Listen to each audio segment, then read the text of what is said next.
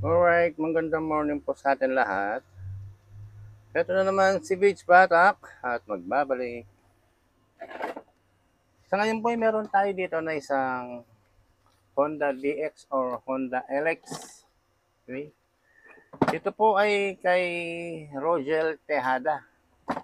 Nang huli kami nag-usap, ang tanda ko parang sa Tagig Metro Manila, sa Tagig sila. Okay?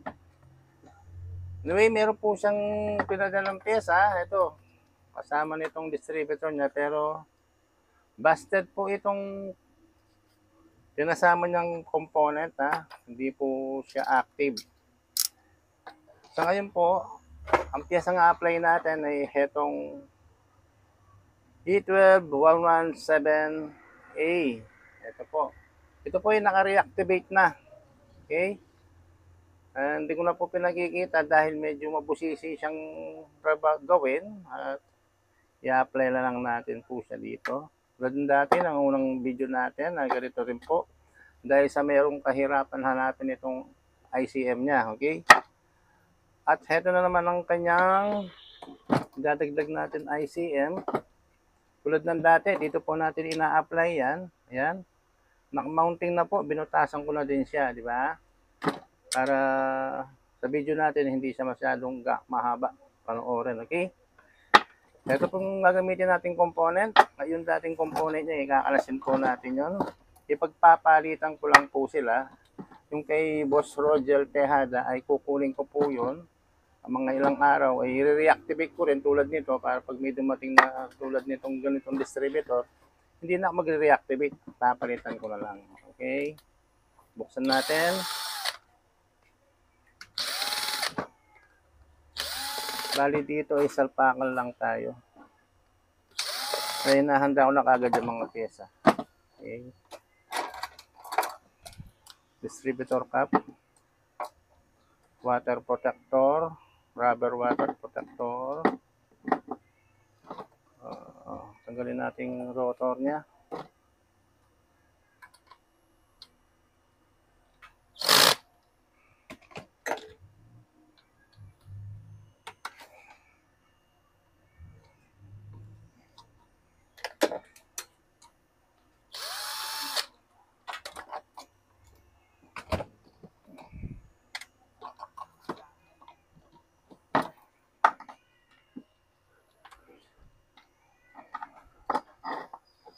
Ganun lang kasimple. Ngayon, tingnan natin kung tama yung nabanggit. Kasi nagpalit na sila ng coil. Ay hindi pa rin po nagno-normal. Yun, pati ang sabi niya, hindi raw tatagal. Namamagda sa shutdown siya. Okay. Gawin natin at check muna natin ng mga itong coil niya. Kung talagang baka defective din ang nabili niya. Malay natin, coil lang ang problema. Meron po kasi coil na defective. Positive. Negative. Oh, ano ba to? Tumba kagad. Ayan. Diyan natin ang bridge. Sasalubungin natin. Pagkikitain natin itong dalawa. Okay, power on. Natin. Active 3,000. Ayan, 3,000 RPM. Stretch natin. Ito sa camera. Okay, okay naman ang coil.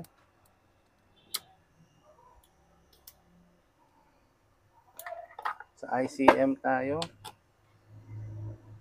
Sabi yun, nagpalit na yan. Malamang nandito na yung problema nito. Dalawang component lang naman kasi. Tapos built-in pa. Kasama na yung firing sender firing port. Nandito na rin.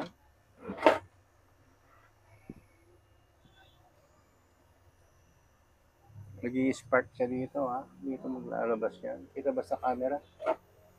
Okay, kita.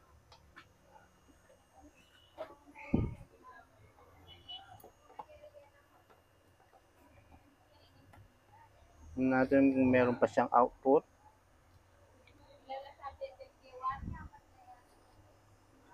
bago natin gawin to, una sa lahat dapat talaga ay diagnose muna para matumbok natin ang problema, di ba? Di yung palit ng palit, sayang ang pera. At huwag rin maniwala sa mga nagsasabi na yan ang sira, yan ganyan ang sira. Kung wala rin po silang tester, huwag nyo pong hayaan nyo sila, sasayang lang pong pera pambili nyo. Di ba sana kung talagang tumutugma yung sinasabi nila. Kaso mahirap po, madali kasi magsalita puro bibig lang yan. Iba rin yung makikita natin na actual. At least yung pera, safe. Hindi po nawawala na parang malaglag lang sa daan. Di ba? Sayang naman. Pero pag pinihit natin to, mag-i-spark dito yan. Okay? Okay, power on. Wala talaga. Wala po siyang output. Kaya to, dapat lalabas dito yan. Connected tayo. Okay, wala po siyang output. Nasa ICM ang problema natin. Okay. Nabanggit din ni Boss Roger na pag iayos ko daw itong wiring niya, medyo pangit din. Sige, ayusin natin. Walang problema dyan. Okay. Tirahin na natin to. Natin ang camera. Mukhang kulang sa adjust. Okay. Sinatumaan ko pa. Sasagi ko ata siya. Tabingi.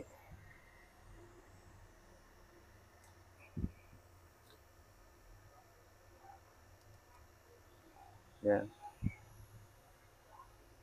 Okay. Tanggalin po natin ang kanyang ICM. Okay. Alasin muna natin itong kanyang reactor wheel. Okay, baklasan natin yan.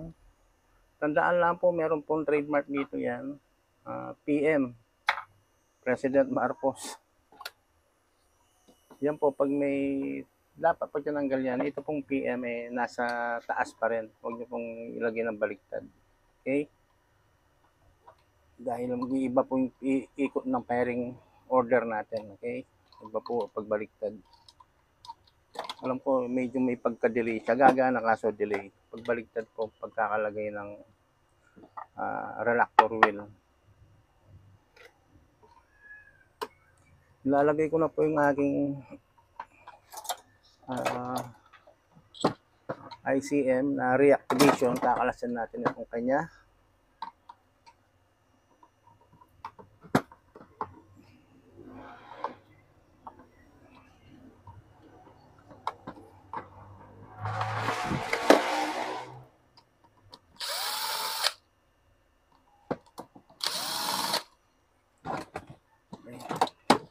Tinanggal muna natin yung mga connection.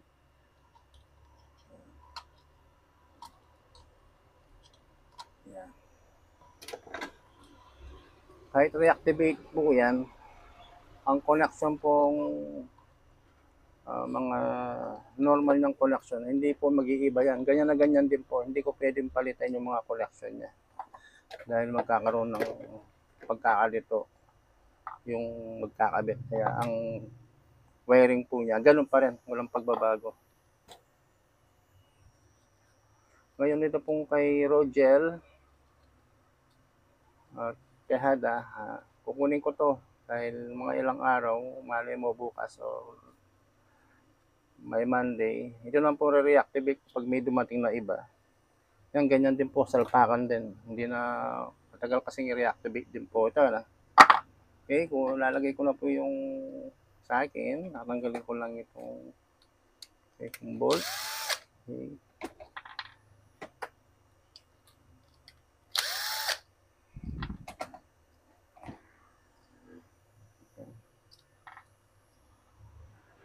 Ay, hindi ko palagyan. Andali, wait lang.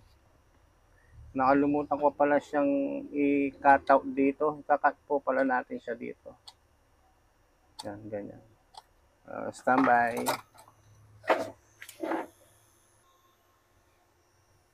Okay, ayan po at nakat na po natin siya. Pwede na natin lagay itong ICM.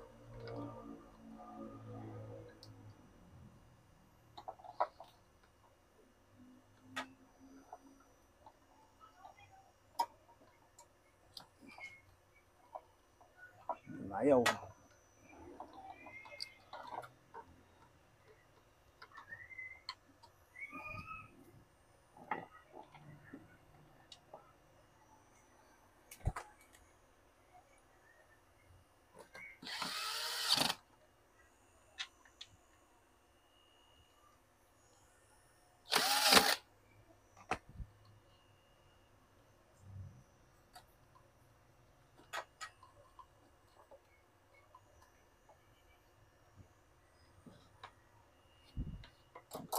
Ganyan lang po magkaka-discarte ko dyan.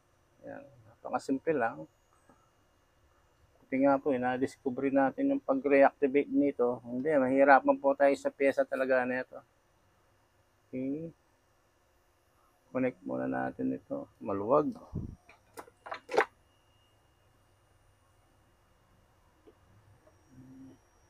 Ay, hindi. Huwag muna natin munang i-connect.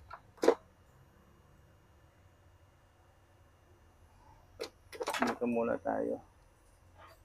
Maluluwag.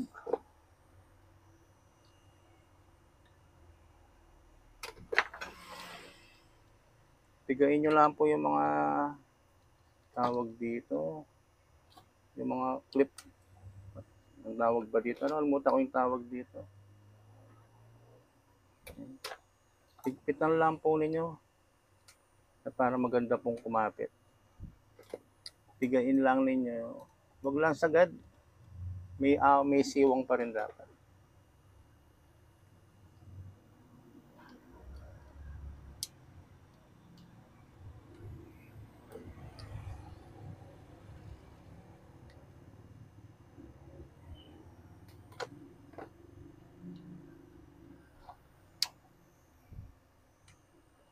Yan, connected na.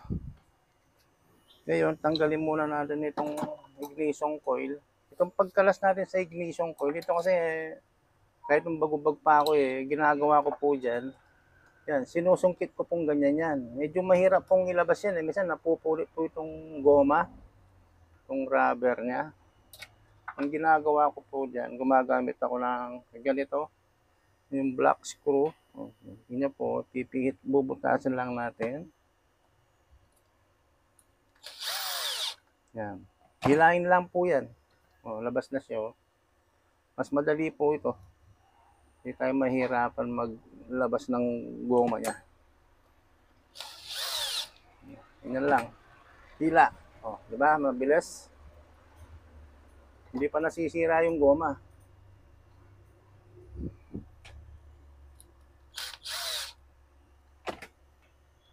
Di ba? Madali siyang iluwa.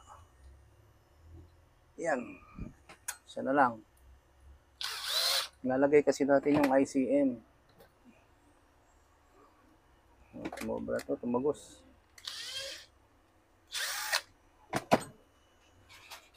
Yan.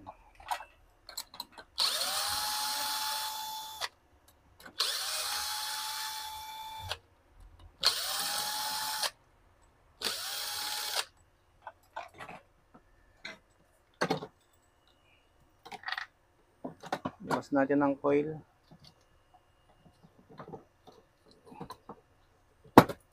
Anong brand nito? Circuit. Okay, ayos, circuit lang. Ngayon i-apply po natin itong ICM. Yan.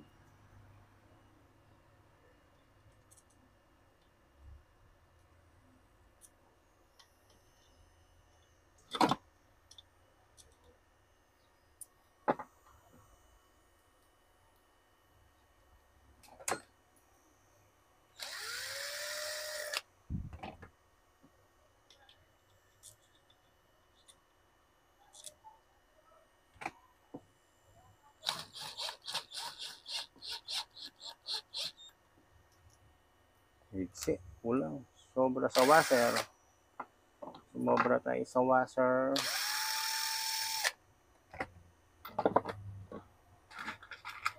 Lagay lang tayong dalawa. Masyado makapalin na ilagay natin. Subukan natin ng isa lang. Try natin ng isa.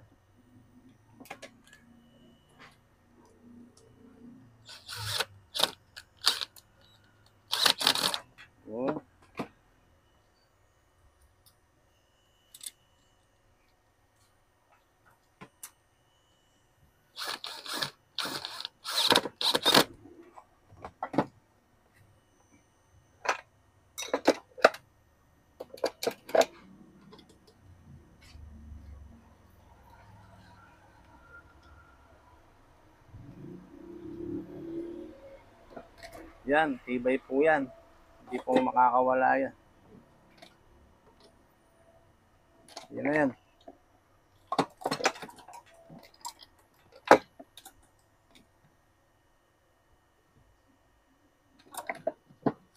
Okay, balik na natin yung coil.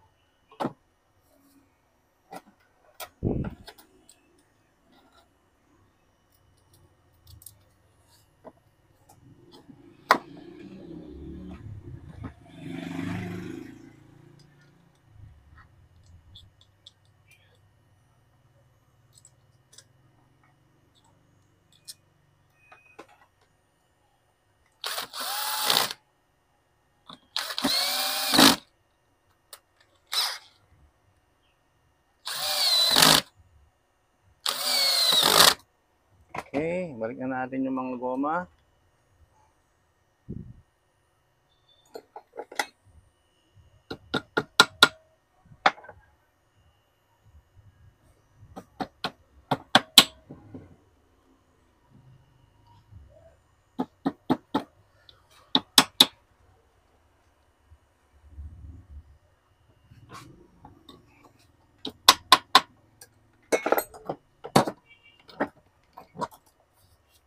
Connect na tayo dito sa coil.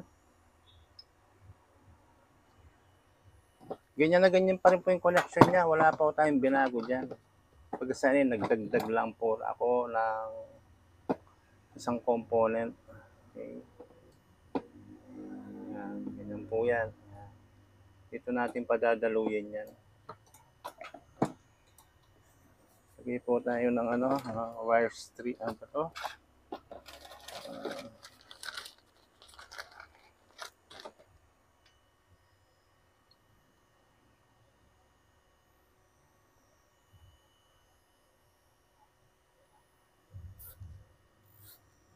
Hindi sila nagbubuhag-hag. Okay.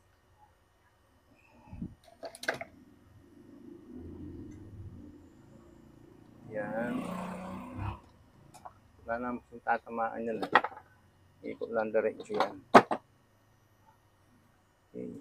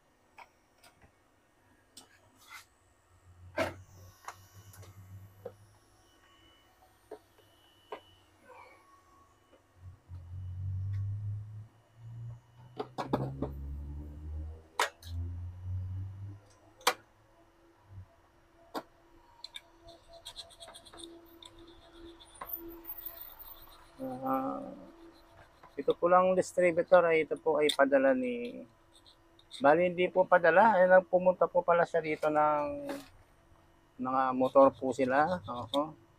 Galing po arala ko galing ng Taguig. Dinaan dito, iniwan po sa atin.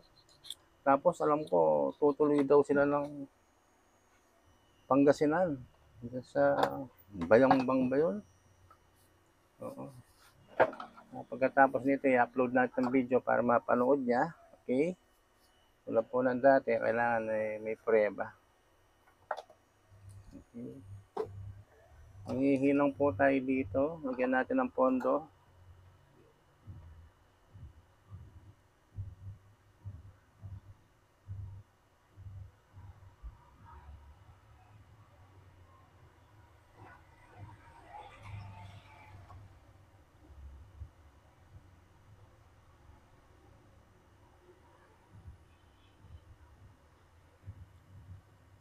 Ganda ng pagkakaluto. Next, lagyan natin to.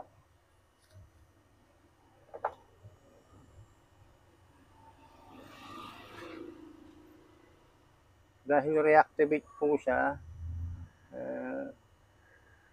yan, kikita niyo kung paano ko naman po siya i-connect. Tulad po ng mga ibang video na upload natin na gumana din, sa iba-ibang lugar din sila. Yan. Medyo mahirap kasing hanapin itong pyesa na ito. Buti, kaya na ko siya, reactivation, at least gagana po siya. Pero kahit original yung pyesa natin, wala nang pong hindi nasisirang pyesa. Yan po yung na-admit ko po yun. Wala nang pong magaling na technician sa pagod na pyesa, di ba? Kahit ano pa yan, kahit mekaniko pa sila. Pag ang pyesa ay bumitaw, talagang wala nang magaling sa ganyan. Palitan ulit ang pyesa, yun. Yun naman, gana ulit.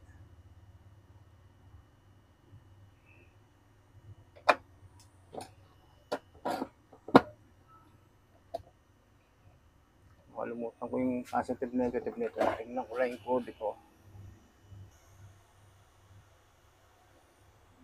Okay, apply na po natin.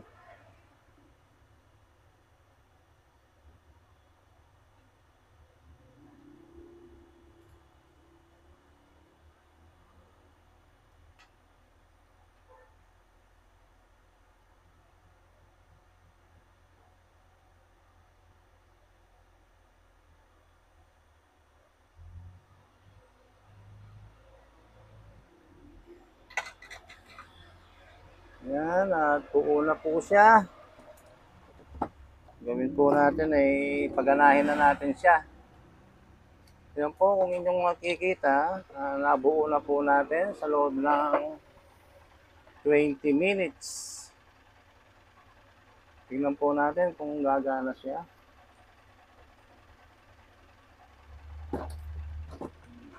Medyo ayusin ko lang itong wiring niya. Lagay pala natin itong reactor wheel. May snap lock po yan, no? Tinanggal ko lang. Para hindi ako mahirapan magsuot sa kanya. Ayan, madali siyang ilabas. Okay. Madaling ibalik. Bali mangyayari po yan, dito po mag-e-export yan, ha. Ayan. Dito na po yan. Itong ICM, tsaka yung coil, tsaka po yung isang ICM dito. Ayan. Sumasama na po yan. Tingnan natin. Dapat po mag-i-spark na siya dito. Okay? Power on. Para po kay Roger Taheda ng Taguig. Ito boss, biray na natin kung gagana siya. Dito lang po yung tingin natin. Yun, meron na. Ilaw. Ayan boss, nag-activate na. Ay, bomba. Subukan natin ilayo ng konti. Yun. Okay pa. Almost nasa 3/4 ng try natin sa 1 inch. Ay, kaya pa. Okay. Yan. Okay po, para sa mga viewer natin at subscriber dyan sa YouTube channel natin. Ayan po muli si Beach Batak at kasama yung distributor ni Roger Tejada ng Taguig Metro Manila. Anyway, maraming salamat po sa mga viewer. Sakto, nabuo na natin siya ngayon. November 2, kahapon po, wala tayong gawa. Holiday. Anyway, salamat po at good day.